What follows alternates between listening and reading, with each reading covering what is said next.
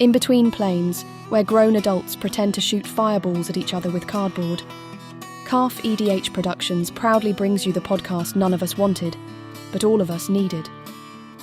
This is Attempt to Cast.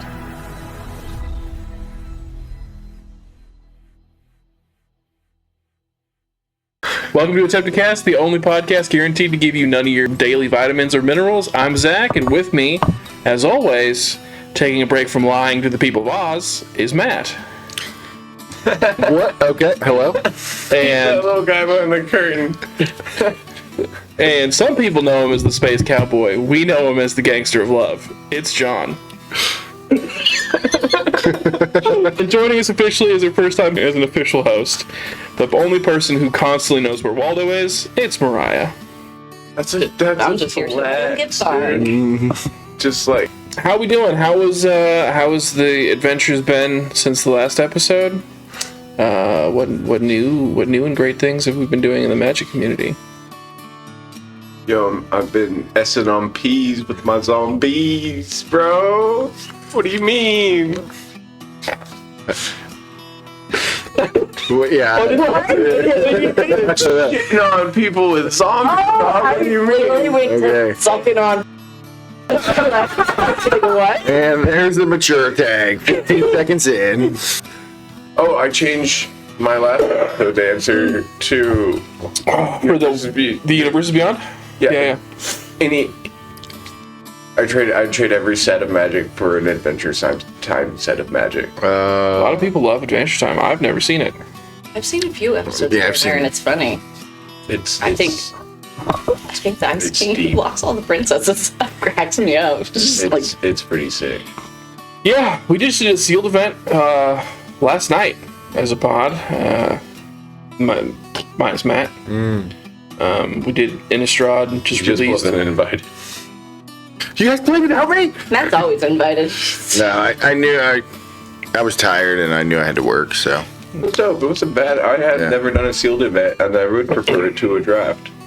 Because, like, it just cuts the middleman out of the draft. You know what I mean? It's open your pack. You know what I'm saying? I agree. I like this. Because it's all gambling to me. You know what I mean? So it's like if everything you're gonna get, you get handed cards in a draft. Yeah, already gone through cards. Like yeah. Here's the thing, Like though. and like you risk the Somebody I'm picking out all the good cards. Yeah, I'm just here to like pull the rares out of this draft. Could does and could happen, but in a sealed event, it's like those 6-packs of your cards. You know what I mean? Like I like both. I like with it. What I like about draft though is like one thing I struggled with last night is not having duplicates of the same card. And I feel like you get a chance to touch every pack in the draft Yeah. versus only the 6 that you get, and that's Right. all you get to look at. Right. And you only get your chance at your rares from your packs most of the time. You get to touch every pack. You get more chances to pull cards you're targeting, especially like uncommons and commons.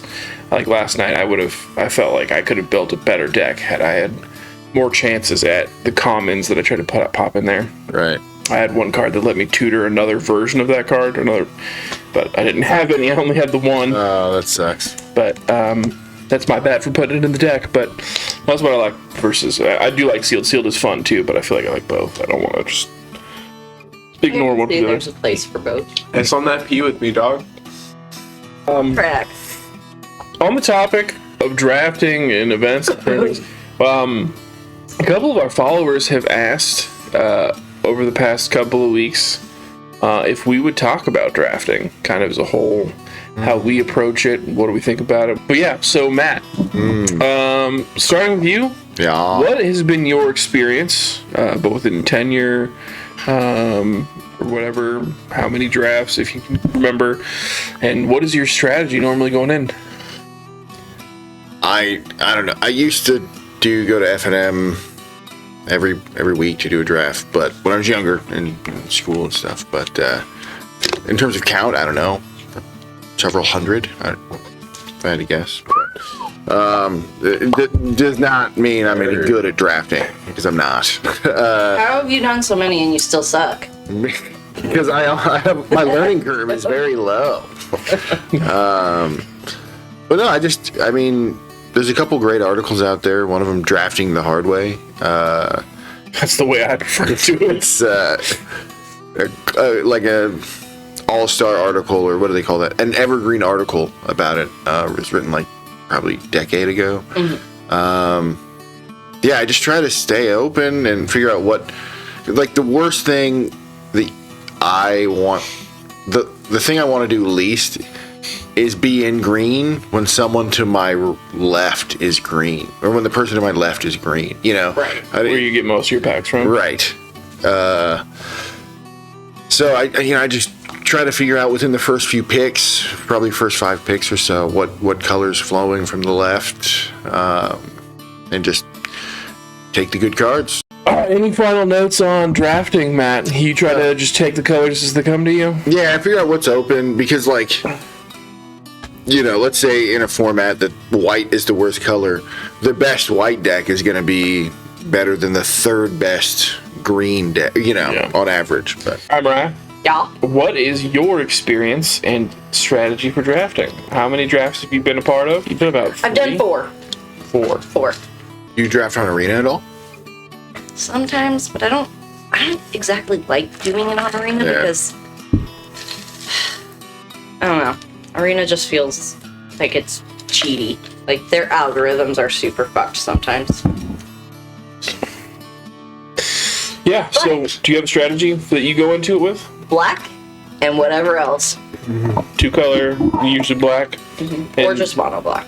just to kill because- spells, or I don't know. Just whatever's in the black. Because I know how to run black. John, how about you? I drink.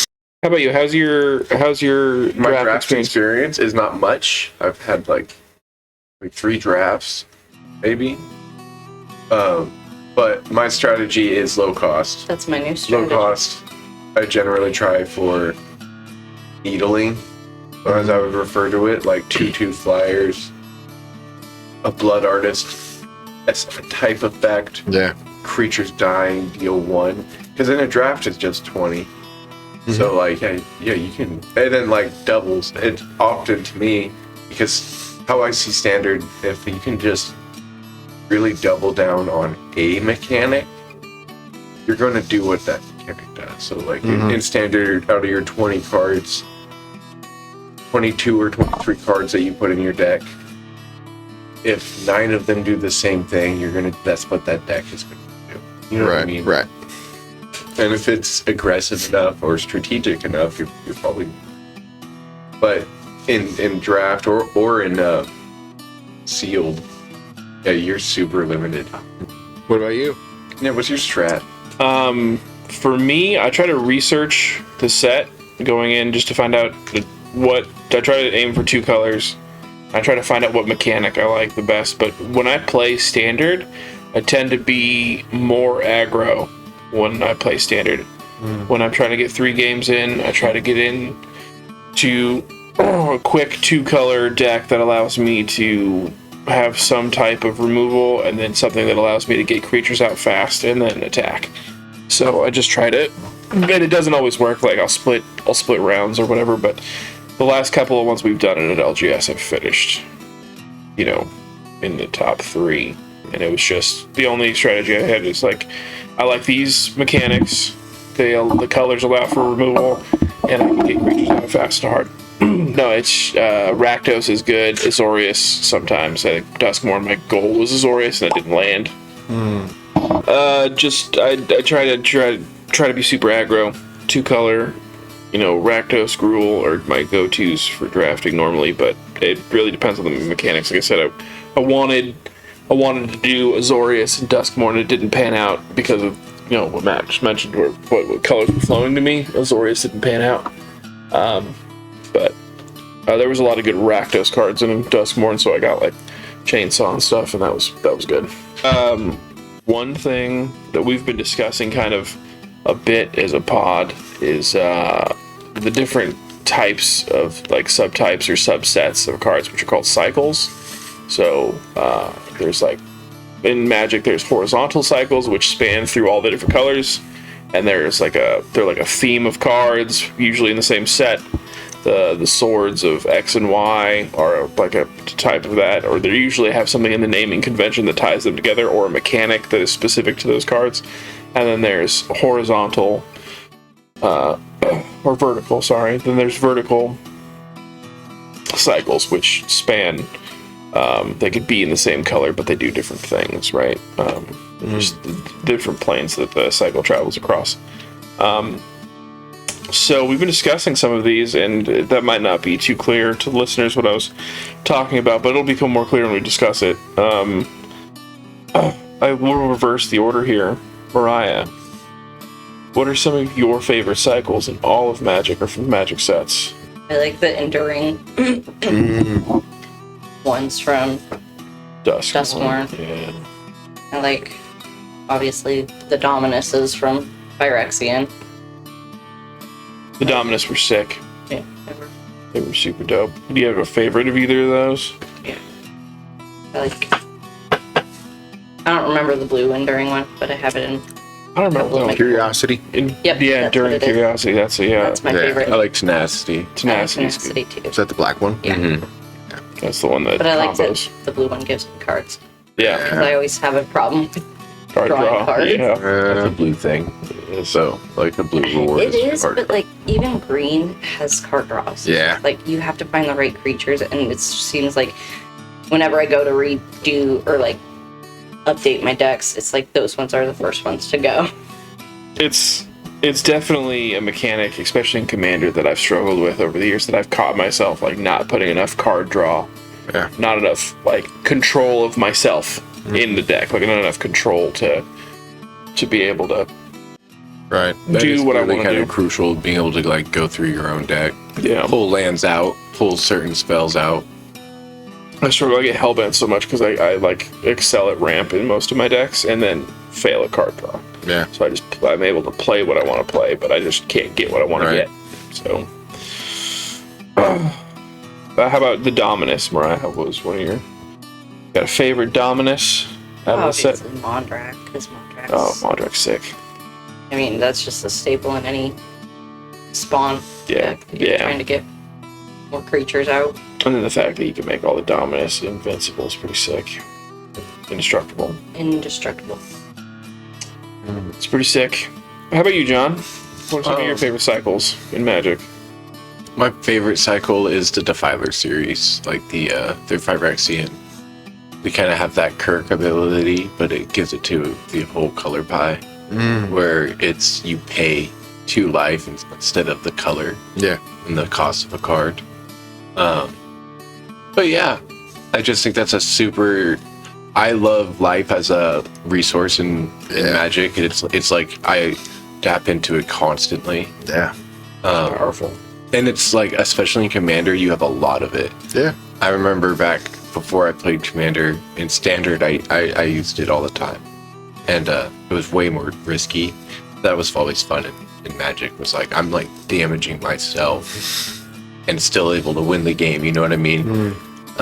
It's always a slap in the face too, like when you're playing somebody and you've done more damage to yourself than they've done to you. Yeah, it's kind of just like I'm helping you out here as best I can. Get it together. Yeah, I'm just trying to play my deck. But yeah, the Defilers for sure are my favorite series. I do enjoy the Dominuses as well. I'm struggling. Drivnod is a sick one. He's really The sick. black one. Yeah. Yeah. The Devil's Death Triggers. Matt, how about you?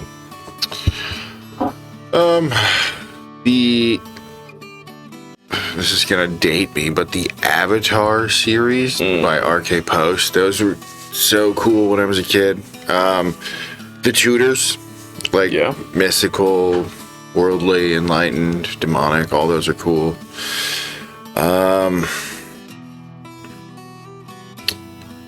The Praetors from Phyrexia, those are like Those are sick. so it's just so powerful. It's insane. Like when I got back into the game after you guys had gotten back into it, I was reading some of those and I was just blown away at the power level of that they have. It's just Foreign wild. place. Well, Yeah. and that's the thing that is like the Phyrexians, they're just really beefy or easy to beef up. Yeah. And that's one of the things that I like about Phyrexian, and Yeah.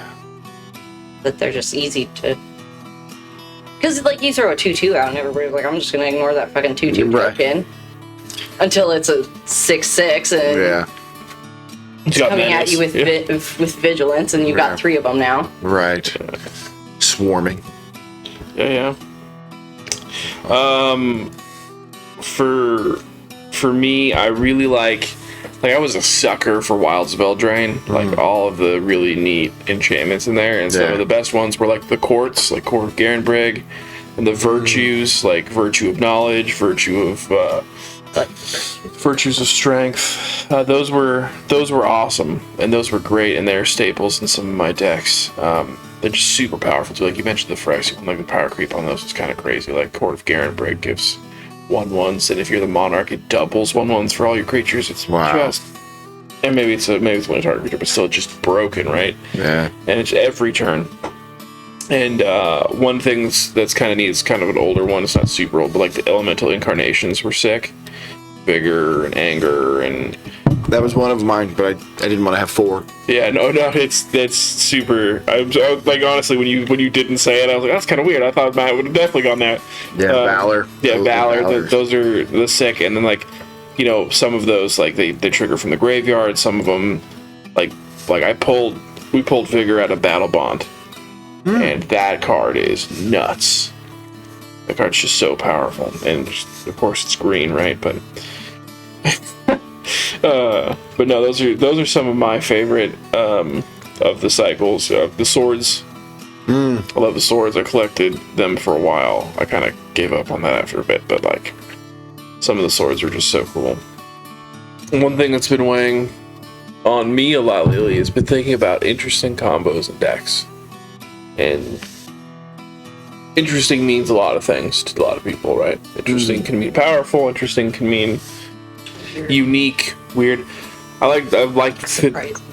Surprising. I like to think of like weird ones myself, and so we've been talking as a podcast about some of the combos that we find interesting or wacky deck ideas. For me, I'll start one for once. How's that? I've been thinking about building a Sultai deck around there's a couple black cards like Bloodseeker and a couple other things that when an opponent creates a creature or a creature enters the battlefield under their control, they lose a life. And so having a deck in the colors of black to have access to that, and then blue for transforming their creatures, or giving them additional creatures, target opponent creates token creature or whatever, creates 2 birds, creates whatever. Yeah. Right. And then, Primal Vigor in green or whatever to duplicate the amount of things that they make and just constantly spawn frogs and birds and boars on their side of the field and have it kill them just by giving them creatures. I see. And just by giving them lots and lots of creatures. That's funny. And you'd be like, what is going on? You're giving me so many creatures. And it's killing them, it's just funny. Chipping away. Almost like a reverse Aristocrats deck. Yeah. It's just funny, inverted thought process. That is funny. All right, Mariah, how about you? Yeah, no, I like combos that give me life gain, but I also like the combos when I get the life gain +1. Mm-hmm. So, my green-white deck is primarily that combo. But Shieldred that life loss combos is the life gain, life loss combo, and that one makes me really happy when it goes off for me. The infinite. It makes me fucking pissed when it happens. It happens to me, but you're talking the Enduring Tenacity. Yeah, Bloodthirsty Conqueror. That's the newest one. That's the newest one, but there's also different ones. There was the original. Exquisite Bomb. Sanguine Bomb. Yeah, Sanguine Bomb and Exquisite Blood. Yeah, the original. The OG. But yeah, there's also, it's not quite the same, but it's that new Unstoppable guy. Unstoppable Slasher. He's my badass in my Shieldred deck. With Bloodletter of Axelazats, where you double. You double, and then half of your life goes. Yeah, half your life, and at the end of your step, you lose that much life again. Yeah. That might be my full Shieldred deck, is Bloodletter of Axelazats. the Bloodthirsty Conquer, Enduring Tenacity, Shieldred. It's a mean deck, and it gets me high in the ranks. Yeah. John, I don't know. Some of your favorite combos. So zombie combos are like I love zombie decks. They're just 2/2s, but you can couple of lords going. They become 4/4s. Like, yeah, I like those combos that like transition like mid game. Like Zool out of the new set, Zool Asher, Lake Lord. You can tap her and cast a zombie. Oh yeah. From your graveyard. Yeah. Right? She's great. There's Ghoul Caller, Gisa. You tap her, pay a swamp, sack a zombie, and you create X 2/2s, right? For each zombie. And then so a good zombie deck is Dimir at least. So you run Intruder Alarm. So whenever a creature enters, everyone Untaps, yeah. Infinite Zombones. Infinite. Wait. Infidel. Wait a second, but your second card, what was the second one you put down? Ghoul Caller. Can I see that? Because I thought Ghoul Caller was only non-token. Oh no, it's actually not. And then Unbreathing Horde. An Unbreathing Horde comes out. He's getting X11s for every zombie in your graveyard, every zombie you control. And let's say you have 5 zombies out. He comes out, he's a 5/5. You sack him with Gisa. You create 5 more zombies. Wow. So now you have 10 zombies on the field. Jeez. You can bring him back with Zool. He's a 10/10 zombie. And because you have Intruder Alarm out, you sack him again. And now you have 20 2/2 zombies out, plus all your lords giving him 1/1 or Undying or Menace. So zombie combos are my favorite combos to see, because you can be down to 2 zombies, but they double quickly. You know what I mean? It's like goblins in black. Yeah. But yeah, I like those card combinations where it's just like this guy interacts with this person. Right. And if I don't have them, Wand of Orcus is another guy. When you deal damage with a creature, you create that much zombies in damage, right? So you do 2 damage, you create 2 zombies. When Champion of the Perished, a zombie enters the battlefield, it gets a 1/1. So he exponentially creates more zombies every time he deals damage with one of the Orcus. Whenever the creature with one of Orcus attacks, it gives zombies Death Touch. So, or blocks. So if I don't attack with him and I just wait and block with him on your turn, all my zombies have Death Touch. Zombies are fucking cool. Yeah. US on P with zombies. All right, Matt. What are some of your favorite combos, and/or what are some wacky ones you have dated about? I think we were talking about it before the show. The first competitive combo I ever saw was Tiki and Restoration Angel to go infinite. That'll be a special one for me forever. But using, I think it's Squee and Food Chain to just go infinite that way and just draw. I have that in my Goblin deck, my Girl Goblin deck. Food Chain doesn't give you mana, does it? Food Chain, you sack a creature. Oh yeah, it gives you 1+. Yeah, 1+ the cost, and then Squee you can cast from exile. So you can just go infinite that way. Yeah, right. You can just make it infinite that way. And if you can do the same thing with Lotus Ring and Squee. Where Lotus Ring, you sack the creature, make 3 mana, and then you can just play Squee again. So if you have a death trigger or an enter the battle if you have a Thornbite Staff and just any shaman, you can infinitely tap creatures. Yeah. I have Thornbite Staff in my Cranko deck, actually. Do you really? I have it in Maronar. Yeah. Infinite Kiki Restoration Angel combo. Yeah, that one, I mean, that one will always be special. Just because it was again, when I had gotten back into the game, I saw someone playing it on Magic the Gathering online. And I was like, what is it's the first time I'd ever seen an infinite combo and actually pop off like that. And it was pretty cool. But Infinite one that I like is Intruder Alarm, again, Dimir, Intruder Alarm, and Maronar, Infinite Rats. Pretty cool. Infinite Rats. If it's not obvious at this point, we play a lot of Magic. We've varied experience, either with each other playing tons of Magic together, or over the years, as we have. I wanted to discuss player pet peeves or player peeves that you have when you play somebody. What are some of the things that I don't just mean like color or type, but what are some things that somebody you're playing against does etiquette-wise or physically that just bother you when you're playing it? The way they set up their board, the way they handle their hand, the way they shuffle. Like, what are some things that just drive you mad? What are some things that make you crazy? John, you look like you have a lot to say about... Oh, Mariah's got something. Raise your hand. Mariah raised her hand. You don't plan your turns out. Oh, dude, go. Preach. Go off, queen. Seriously, you have your fucking cards in your fucking hand. Make a plan. Like, you have 4 turns to make a goddamn plan. Make your plan and then draw your card and go from there. Yeah. You don't need to sit there for 30 fucking minutes and not do anything. Alright, that was my big one. Alright. John, you look like you had a lot to say. Ooh, my biggest pet peeve is when someone's just like it's super audacious. In response, shut up. Shut up. What? My turn. In response. No, I'm kidding. What happens? I don't know. There's not too many things because like I can like sympathize with like people that get like upsetty spaghetti sometimes, but it's like I've never had to be like, yo, you need to chill out. But I'm sure that does happen. But I would hope they would just chill out. How about you, Matt? What are some of your player peeves? Fucking personal hygiene. So in your experience, because I'm not. Yes.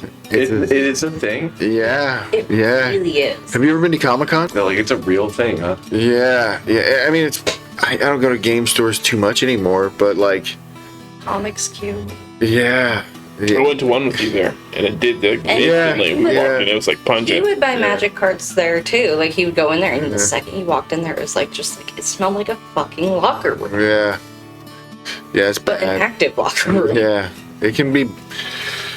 Yeah, just gross. Just fucking, Somebody deodorant. Start at the wrists, end at the rib cage. You'll be good. And at the ass crack, dude. Wrists? You have belly wrists? Just shower, dude. Yeah, it takes 15 minutes. You should probably spend at least 15 minutes washing your ass. Just your ass, Just dude. your ass. Your ass. Wash your ass. Wrong. Remember, kids, wash your ass. For at least 15 minutes. At least 15 minutes. If not any more, you're playing with it. And then also, don't touch other people's cards without asking. Well, that's one. That's the thing. That feels gross. Yeah. Thing. Yeah. That'd make me feel uncomfortable. Yeah. Yeah. You don't. I mean. And being aggro about it. Don't touch me. Yeah, fucking, let me see that. So I don't like the idea, and it makes me really uncomfortable that some people think it's okay to just touch other people's things. Right. And like, especially like in an environment, you you would wouldn't hope touch everyone's anything stuff is else. protected. Yeah. That feels rude. Yeah. Use your manners. You would and ask. Yeah, you would ask. As a mom, I would be the one in the fucking thing, be like, It's not. "Did like, you use your nice words?" What about you? For me, it's not so like. I agree, like, the taking long turns is really annoying, especially when it seems like you haven't read the cards that have already been in your hand. If it doesn't take 10 minutes to read the new card you've just pulled, Yeah. right? So understanding, like, that kind of gets me sometimes. A little bit of what John said, and it's not so much, like, 3 turns ahead, but if, like, you're fucking dilly-dallying the turn it's supposed to be. I have 1 life. I have 1 blocker. You have 3 creatures. Yeah. Nope. And you're gonna draw your card, and then you're gonna just debate on what to do. Yeah. I will scoop. just hit me, and it'll be done. No, yeah, just end the game. If there's a combination in your deck that you wanted to achieve, and it just so happens, you have your chance to see it played out. Yeah, say it. It's like Rule 0 can happen at any point in Magic. Like, yo.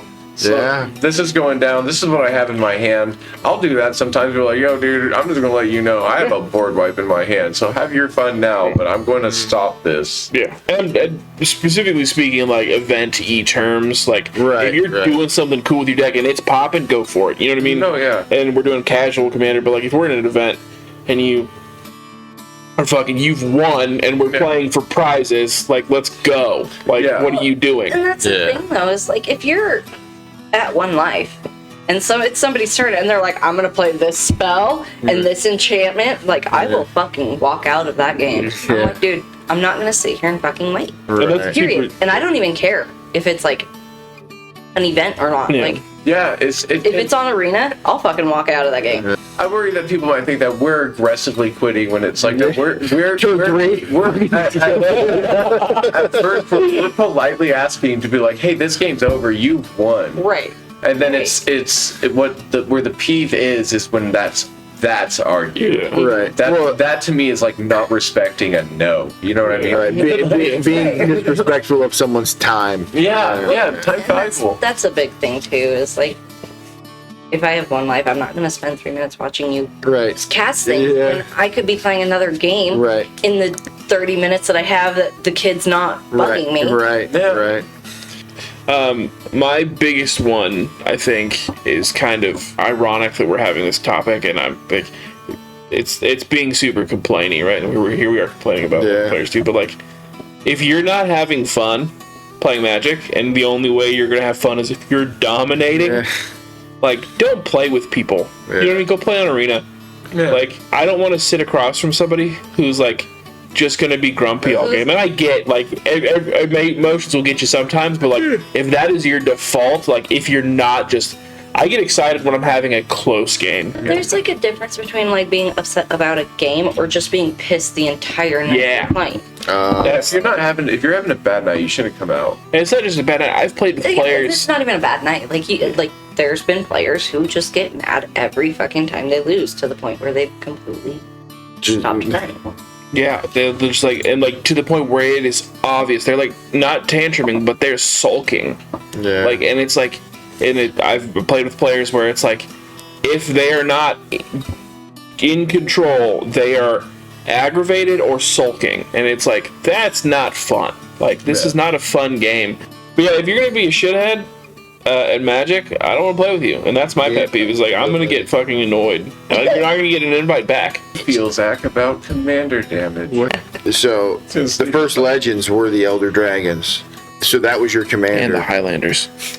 Well, the Highlander comes from only having one, but like, if I recall correctly, all of their powers were 7. So it was like, if you get hit 3 times in the air or 3 times by these dragons, 21 damage. That's where like it originally came from. Yeah. A little bit of lore with Matt. We play casual commander. Like, that's our whole bit. Is it's like super casual. And John's brought up a point that like, some people think that casual means that you can't play a free spell, or that you can't have an infinite combo. And casual to us, I think, means more. It's probably just a base by base. So like, casual is going to be different than some cases. We kind of have, and Matt, you've called it out before. We kind of have like slugfest casual, where it's like we have like insane kind of power creep in our casual, but it's Matt, John brought it up earlier. It's the way you think about it and the way you play the game and how you handle the games. It's like, we don't build CEDH decks. We're not winning in turn 3, any of that stuff. Will we have That's not the goal. Yeah. Will we occasionally hit an infinite combo? Sure. And are there's some intentionally placed in a deck? Sure. But we're not hitting them almost ever. Right. We almost never hit them, and then at the same time, like, if someone does something sweet and that ends up with something free, that's cool. You know, it's kind of, we play mainly jank. Some of it can be pretty powerful, but like, one thing we do with like a lot of our rules are house rules, right? Like no commander damage. Like, I feel like commander damage just makes a game faster, and it gives you less opportunity to do what your deck as a mechanic is supposed to do. You have 100 cards. Yeah. It just sounds something I like personally, and it goes back to the whole CEDH thing. It's like, if I'm building a 100-card deck, I want to play my deck. I want to play the mechanics. If I wanted to play something that was short, going to end on turn 3, I would just go to standard. Just like, that's our casual, right? Yeah. I don't prefer it, and I get why people do it, but it's at the same time, it's like, for us, I feel like I don't get to experience commander as a whole. Yeah, so we talked about poison damage and commander damage, all kinds of different trackable things that you need to keep track of in a game. What apps do you guys use to not only track your stats in a game, your stats as a whole, but like anything Magic, like your collections, your decks? When you're deck building, do you use tools when you're deck building? Ooh, can I go first with this one? Absolutely. Thank you for offering, John. I have Mana Box to quickly check the price of cards when I get them or when I'm trading. And then when it comes to categorizing, organizing, and like really keeping track of my bulk and like what I got, I don't. Do that. I put it all in a binder if it's rare and a mythic. If I think it has a cool fucking picture, I take all of my full art lands. If it's an old card that just is super silly, like if it smells good, I'm gonna put it in my binder. Like it's, I don't know. Yeah, that's my app is my binder. Nice. I'm up to 2 trade binders. Oh, nice. And they're all worth it. Nice. Nice. I think as a whole for Commander, our whole pod, not including just the podcast, but our whole Magic group uses Playgroup as like a Commander tracker. Yeah. The game? Yeah. For the which tracks tracker, games, tracks individual scores, it tracks deck stats. And this year it gave us a sweet little like Spotify wrapped thing. Did it really? Yeah. It was really cool. Yeah, no, that I think just kind of generically we use that as a whole, and then if we're playing at like an LGS or something, we'll whip out Life Tap real quick. Yeah. I do. Most of my deck building tools and tools to keep track of cards is named a system I've called Zach. Yeah. Yeah. But yeah, that's about it. Matt, how about you? I want to keep better track. I've been looking at obviously Mana Box, the old reliable, and then there's one I found recently called Card Castle. Looking at that, I don't know much about it, but yeah, I need to scan my collection, which Isn't it so daunting? Yeah. When you like look at your 1,000 cards. Thousands, yeah. It's thousands, bro. Yeah. So, but for deck building, Moxfield, I think I might try Architect. I try. Yeah, I'll get. Is that like Do you like Architect? virtually building a deck? Yeah, you just import a list, and then like I'm pretty sure on Architect, and I know on Moxfield you can like play test, so you can just like quickly draw 7 and then like play out your first few turns and then just like start over, so you can get a vibe from You can get a Mana Box. Oh, you can? Okay, cool. I just scanned except for what we bought recently, our entire collection, and including all of our decks. And I used Mana Box Scanner, and Matt let me borrow his TCG Archivist. It's like the CS100. Yeah, it's a little. It's a 3D printed scanning thing it's a little motorized thing that just shuffles cards into a contained white box that allows whatever scanner you're using to scan. And I used Mana Box to scan so many cards. Like it took me months to do it. I had to do it all straight. Obviously, it probably would have been weeks if I just condensed it all. Right. Like skipped times. Yeah. Matt let me borrow it graciously for a long time, but I got it done. I'd not have, like, so Mana Box is like super handy. The free version's really dope. I love that I can have all my trade binders or at least as many as I need for free. My decks separately from that, and then they can give me all the stats and stuff. I really do like Mana Box. It's simple and it does what it needs to do. The scanner is kind of limited. It's kind of slow, and then you can't scan the same card twice in a row. So anytime, like, I went through, God, I don't know if it's 100,000 cards or whatever it was. Put them like every other card was this. That's exactly what I did, but I had to go through everything and put them. I just went through quickly and made sure there was no back-to-back. I would love to see a scanner app that did more, that identified what the symbol was, or identified the number. A more in depth. And again, that's like coming from someone who's worked in that space and that technology. It's not an easy thing to be able to do, right? It's not an easy technology to build, and it would be an expensive technology to build. But that's something, like, if it came out and there was like hey, you can pay for this software that does it, I would pay for it. You know what I mean? So this Card Castle app, Shepherd of Ride, it knows that it's a list print from Onslaught. Holy smokes! Yeah, that's pretty cool. Right. I don't know if it'll work for that purpose, but yeah, this thing was like. I found out about this app and I was like, damn, that's pretty cool. Yeah, Card Castle? You can do like multiple cards next to each other in different orientations, and it will still Damn. I haven't tested that. I've seen the demo video. That's what I'm talking about. That's why this podcast was informative for me, even if it's not informative for anybody listening. Thank you, Matt. Yeah. Thank you, 6 people that are listening. All 6 of you. Oh, and by the way, hello Keith, hello Joe, hello Maya, who always listens to our podcast. Do they really? Hello Micah, who will listen to this 3 months after it comes When out. are they gonna start fucking paying us? That's what I care about. But shout outs to our regulars. You guys rock. Our ancestors committed atrocities for us to be sitting around at a Magic podcast. Yeah. This episode of Attempt to Cast was recorded, produced, and edited by the Calf EDH Productions team. Theme song by Jeff the Bard. Follow Jeff on Instagram at BardTheJeff. As always, this and every episode of Attempt to Cast are made possible by listeners and viewers like you.